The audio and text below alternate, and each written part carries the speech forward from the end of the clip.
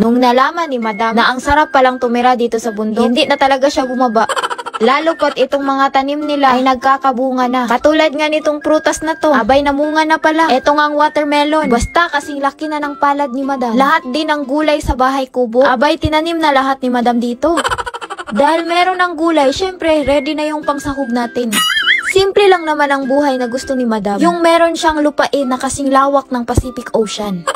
Tapos yung magluto ng ganitong pagkain. Kahit hindi pa namunga yung saging pero nakaluto sila ng ganito. Binuksan na nga ni Madam yung dinala niyang epektus. Pero yung amoy jackpot na. Syempre dahil malapit nang gumabi, kaya itong si Madam ready na sa cooking show niya. Kahit nasa bundok na si Madam, magluluto pa din siya ng mga alien na ito. Ang unang step na ginawa niya ay hinugasan niya muna itong mga crabs. Pero bago mo hugasan, syempre amuyin mo muna.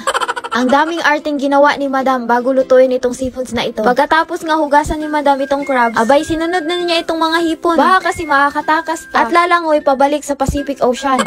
Pero ang dami mo pang kauihan na ginawa, Madam. Huhugasan na nga lang, papahirapan pa itong hipon na ito. Medyo malalaki nga itong nabiling hipon ni Madam, no? Perfect na perfect to sa balak niyang lutuin para dito. Basta seafoods ang lulutuin ni Madam. Naku, easy lang yan kay Madam. Dito na naman tayo sa pagtanggal ni Madam sa mga paa at kamay ng mga hipon. Pero parang bukas pa ata matatapos si Madam nito. Hanggang sa naabutan na lang ng bagyo. Tinalian na nga ni Papa itong kubo kasi muntik nang liparin ng hangin. Pero ang inalala pa din ni Madam, itong mga lulutuin niya. Hindi pwedeng hindi niya to ipagpatuloy, no? Kahit bumagyo pa dyan, ang Madam niyo nagpo-focus lang sa pagluluto niya ito. Hinanda na nga niya yung mga ricados, tapos kaninang nilutong saging. Eto nga at hinango na. Pagkatapos nga binalatan yung mga bawang, eto nga at hiniwa na ni Madam sa pino. Matik, ready na yung mga ricados natin. Dito na naman sa organic na kalan, mahihirapan yung Madam niyo. Kaya nga tumawag na siya ng rescue. Mano-mano mo kasi itong papaapuyin. Alam nyo na, si Madam nasanay na sa kalan sa mansyon. Dahil umapoy na, sinalang na ni Madam yung kawali. Linex mo na ni Madam yung organic nilang sandok. Dahil uminit na nga yung kawali, no? Isinunod na nga ni Madam itong butter. Nung natunaw na yung butter, hindi na ni Madam pinatagal. Una na niyang nilunod itong mga bawang. Kailangan kasi may bawang para mawala yung sumpa. Medyo emotional nga si Madam sa pagluluto niyang ito. Grabe naman kasi makausok itong mga panggatong na ito. Sinunod na nga ilunod ni Madam itong hiniwang luya. Hindi din basta-basta itong ginagawa ni Madam, no? Doble itong trabahong ginawa ni Madam. Nag-cooking show pa kasi itong Madam nyo. Naghanap na lang talaga ng paraan para makapag-video ba. Dahil kulay gold na nga itong mga ricados, ay pwede nang isang laptop. Kapag nag-golden na nga yung mga ricados, pwede nang ilunod yung mga main ingredients. Inilunod na nga ni Madam yung mga crabs at hipon, no? Dahil nga kailangang palambutin pa muna ito. Kaya nga tinakpan niya muna. Konting palpak lang ni Madam, laglag tong iPhone niya. Wala pa nga 3 segundo, binuksan na kagad ni Madam. Tapos, nilagay na nga niya yung mga secret ingredients na pangpasarap. Bago pa natuto mag-cooking show itong Madam niyo, ang daming kapalpakang ginawa.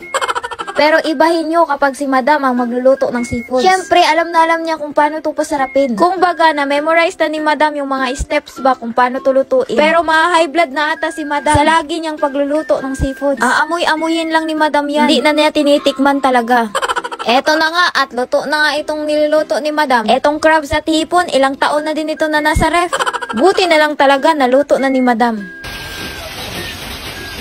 Tumigil na nga yung malakas na ulan, no? Kakatubig lang kasi kami dito kapag tuwing umuulan. Kaya itong auntie ko ngayon lang talaga nakaligo. Perfect talaga sa tag-ulan yung may sabaw ba. Kaya etong si Madam, ininit niya muna. Etong ang tinula na pinangtanghalian nila. Yung alagang manok ng papa niya, inulam na naman ni Madam. Dumadami na kasi yung alagang manok ni Papa, kaya dapat ulamin na. Tapos luto na din pala itong sinaing naming kanin. Dahil luto na nga yung mga pagkain, ay matik, ilalagay na sa lapag yan. Kapag nasa bundok kasi sila Madam, nasanay na silang sa lapag sila kumakain. Mukha lang maarte si Madam, no? Pero hindi talaga. Masarap na nga yung ulam namin. Lalong sasarap pa kasi sabay-sabay kaming kumakain. Go!